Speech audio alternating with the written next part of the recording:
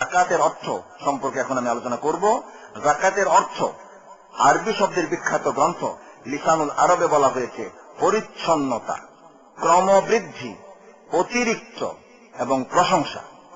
কিন্তু শরীয়তের পরিভাষায় যাকাত অর্থ হচ্ছে, যাকাতের তাৎপর্য হচ্ছে সম্পদের সেই অংশ বা সে অংশ যা প্রদান আল্লাহ রাসূল সাল্লাল্লাহু আলাইহি ওয়াসাল্লাম মুসলমানদের জন্য, মুসলমানদের উপরে বাধ্যতামূলক করেছেন। যাকাতের উদ্দেশ্য হচ্ছে অন্তরকে ও মালকে পরিচ্ছন্ন করা। যাকাতের উদ্দেশ্য হচ্ছে অন্তরকে ও মালকে পরিচ্ছন্ন করা। এটা কোরআন থেকেও প্রমাণিত। যেমন কোরআনুল করিমে সূরা তাওবায় 103 আয়াতে আল্লাহ পাক ইরশাদ করছেন, খুয আদায় করো মিন আমওয়ালিহিম, তাদের মাল সমূহ থেকে।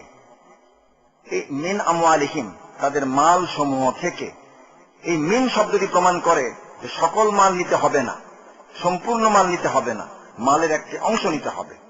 আল্লাহ বলছেন খুয মিন আমওয়ালিহিম সাদাকাতান, তাদের মাল সমূহ থেকে সদকা অর্থাৎ যাকাত তুমি নাও, তুমি আদায় করো। কেন করবে? আল্লাহ তাআলা বলছেন তুতাহহিরুহুম, তুমি তাদেরকে পবিত্র করো, তাদেরকে পবিত্র বানিয়ে দাও। ওয়া তুযাক্কিহিম, এবং তাদেরকে তুমি পরিচ্ছন্ন করো। হে নবী, তুমি তাদেরকে পরিচ্ছন্ন করো, তাদেরকে পবিত্র করো এবং পরিচ্ছন্ন করো বিহা, যাকাতের মাধ্যমে। সুতরাং আল্লাহ তাআলাও বলছেন যে যাকাতের উদ্দেশ্য হচ্ছে অন্তরকে ও মালকে পরিচ্ছন্ন করা। কিভাবে পরিচ্ছন্ন করা হয়? মানুষ মালের লোভে অন্ধ হয়ে যায়, মালের লোভে সে অন্ধ হয়ে যায়, অনেক লোভী হয়ে যায়। কিন্তু যদি একটি ব্যক্তি যাকাত দিতে অভ্যস্ত হয়, তাহলে সে গ্রিড থেকে, লোভ থেকে বাঁচতে পারবে। এটাই আল্লাহ তাআলার উদ্দেশ্য, যে মানুষকে গ্রিডি না বানিয়ে দানশীল বানানো, লোভী না বানিয়ে দানশীল বানানো। এটি হচ্ছে সূরা তাওবার 103 আয়াতের অংশ, যেটা আমরা আলোচনা করেছি। এখন আমরা আলোচনা শুরু করব আজকে কি কি মালে যাকাত দিতে হয় সে সম্পর্কে আলোচনা শুরু করব। এ সম্পর্কে বাংলাদেশ সরকার 10-15 বছর আগে, প্রথমত 1983 দিকে একটি আইন করেন এবং পরবর্তীকালে একটি রুল করেন, একটি বিধান করেন, একটি নোটিফিকেশন করেন এবং আলেমদের সহযোগিতায় করেন। সেই আইনটি, সেই বিশেষ করে সেই রুলটি, যে রুলে, যে বিধানে কি কি আইটেমে, কি কি পণ্যে যাকাত দিতে হবে এবং তার কি নিসাব হবে, তার কি দেওয়ার কি হার হবে, তার উল্লেখ করা রয়েছে। সেই আইনটি তৈরি করেছেন একদল আলেম এবং আইন বিশেষজ্ঞ, যার মধ্যে আমিও সংশ্লিষ্ট ছিলাম। এসব বিষয়ে কোরআন ও হাদিসের আলোকে আলেমদের কমিটি ঠিক করে দিয়েছেন।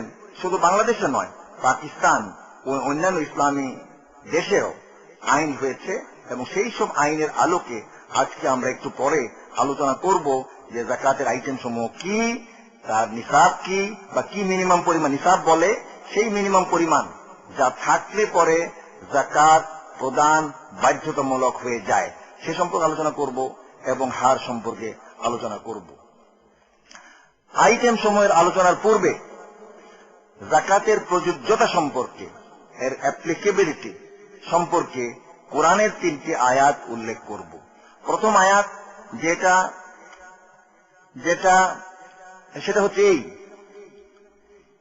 ইয়া আইয়ুহাল্লাযীনা আমানু, হে ঈমানদারেরা, আনফিকু, তোমরা ব্যয় করো, মিন তাইয়্যিবাতি মা কাসাবতুম, তোমরা যে অর্জন করেছো তার মধ্যে পবিত্র অংশ থেকে, ওয়া মিম্মা আখরাজনা লাকুম, এবং তার থেকে ব্যয় করো যা আমি আল্লাহ পাক বের করে দিয়েছি, লাকুম, তোমাদের জন্য, মিনাল আরদ, পৃথিবী থেকে। সূরা বাকারা 267 আয়াত। এই আয়াতের অর্থ হচ্ছে, হে ঈমানদারগণ, তোমরা যা উপার্জন করো এবং যা আমি আল্লাহ ভূমি হতে উৎপন্ন করে দেই তা থেকে যা উৎকৃষ্ট তা ব্যয় করো। এই আয়াত থেকে ফসলের যাকাত এবং সকল প্রকার আয় উপার্জনের উপর যাকাত প্রদান প্রমাণিত হয়। এবং দ্বিতীয় যে আয়াত, সেটা হচ্ছে সূরাতুল আনামের 141 আয়াত। সে আয়াত আল্লাহ বলছেন, কুলু মিন সামারিহি ইযা আসমারা ওয়া আতু হাক্কাহু ইয়াওমা হাসাদিহি ওয়া লা তুসরিফু। আল্লাহ বলছেন যে ফসল যখন তৈরি হয়ে গেল তখন তা থেকে তোমরা খাও, এবং ফসল তুলবার দিন বা তার সঙ্গে সঙ্গে তোমরা আল্লাহর যে অধিকার তা তোমরা দাও, আল্লাহর অধিকার তোমরা দিয়ে দাও। ওয়ালা তুসরিফু, এবং অপব্যয় করবে না। এই আয়াত থেকে ফসলের যাকাত প্রমাণিত হয়। এবং তৃতীয় যে আয়াত একটু আগে আমি বলেছি সেটা একই আয়াত, সেটা হচ্ছে যে খুয মিন আমওয়ালিহিম, যে আদায় করা হে নবী আপনি আদায় করুন তাদের মাল সমূহ থেকে সাদাকাতান, সাদকা আদায় করুন, যাকাত আদায় করুন, বাধ্যতামূলক সাদাকা যার অর্থ হচ্ছে যাকাত আদায় করুন। তুতাহহিরুহুম, তাদেরকে আপনি পবিত্র করে দিন, বা তুযাক্কিহিম, আপনি তাদেরকে পরিচ্ছন্ন করে দিন বিহা, যাকাতের মাধ্যমে। উল্লেখ্য, যাকাত আদায়ের জন্য একটি বৎসর ঠিক করে নিতে হয়, এবং তেমনি ভাবে বিভিন্ন ইসলামী রাষ্ট্রের আইনে উল্লেখ করা হয়েছে। যদি আমরা একটা উদাহরণ নিতে পারি, যে যদি আমরা একটা বছর ধরি যে 1 জানুয়ারি থেকে 31 ডিসেম্বর পর্যন্ত একটা বছর ধরি, তাহলে আলেমদের মত হচ্ছে এই, শ্রেষ্ঠ আলেমদের দুটি মত। একটি মত হচ্ছে এই যে নিসাব যদি 31 ডিসেম্বর থাকে তবে সেই দিনে যেই পরিমাণ সম্পদ বা পণ্য আছে তার উপর যাকাত দিতে হবে।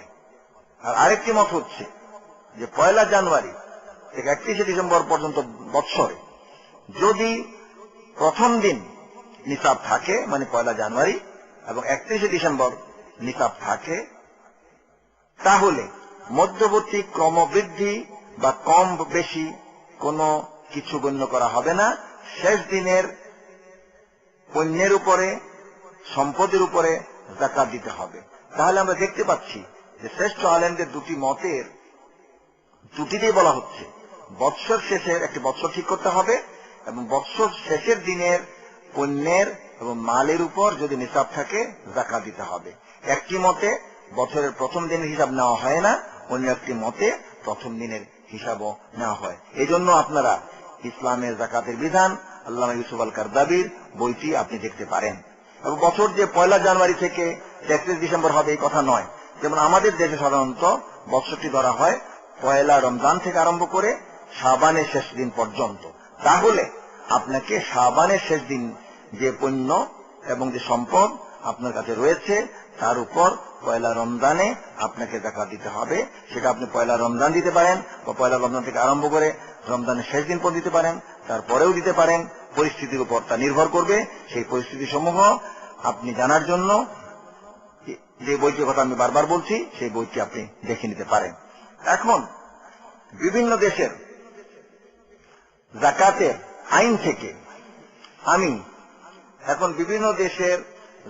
আইন থেকে আমি আপনাদেরকে কি কি আইটেম বা পণ্যের উপর যাকাত প্রদান করতে হবে সেই সম্পর্কে আলোচনা করব, এবং সঙ্গে সঙ্গে নিসাবও উল্লেখ করব, এবং তার কি হারে যাকাত দিতে হবে তারও উল্লেখ আমি করব।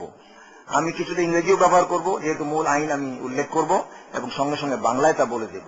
যেমন আইনে বলা হচ্ছে যে যদি 1 নম্বর হচ্ছে এই সবগুলো মিলে একটি হবে যে ক্যাশ ইন হ্যান্ড, হাতে নগদ টাকা অথবা ব্যাংকের টাকা, share certificate, bond and the like, bond এবং এই ধরনের যে সমস্ত আমাদের কাছে পেপার থাকে সেটা, তারপরে আপনার ইন্স্যুরেন্স থেকে, লাইফ ইন্স্যুরেন্স থেকে আপনি যে অর্থ পেলেন অ্যাজ সার্ভাইভাল বেনিফিট, যদি বেঁচে গিয়ে থাকেন তাইলে শেষে যে টাকা পেলেন সেটা, এবং জিপি ফান্ড থেকে যে আপনি যা পেলেন যখন নন রিফান্ডেবল উইথড্রয়াল হিসাবে, অথবা জিপি ফান্ডের সেটেলমেন্ট হিসাবে, মানে শেষে আপনার চাকরি শেষ হয়ে গেছে, হিসাব শেষ ক্লোজ করতে হবে, যে টাকা পাবেন এই সবগুলোকে যোগ করতে হবে, একত্র করতে হবে।